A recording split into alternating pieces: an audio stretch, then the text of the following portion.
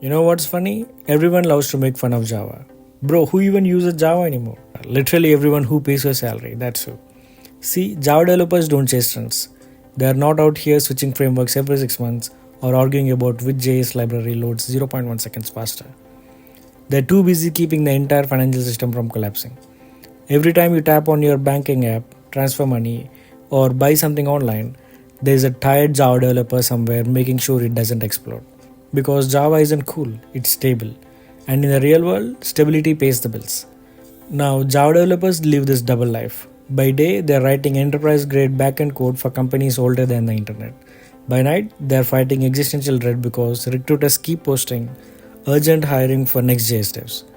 But here's the secret, Java devs don't panic. They've seen things, they've written code that's still running after 2 decades.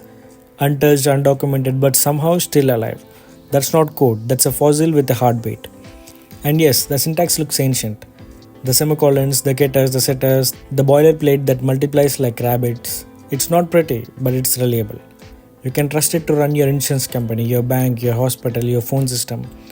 Try doing that with an untyped script and see what happens. People love to joke that Java developers are boring. But you know what's actually boring? Losing customer data because your fun language doesn't understand types.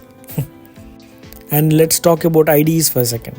You haven't seen a powerful tool until you have opened IntelliJ with 47 plugins and 32 daemons running like it's an aircraft cockpit.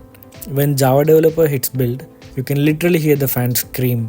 Meanwhile, someone using Python is like, my script runs instantly. But yeah, does it scale past 3 users?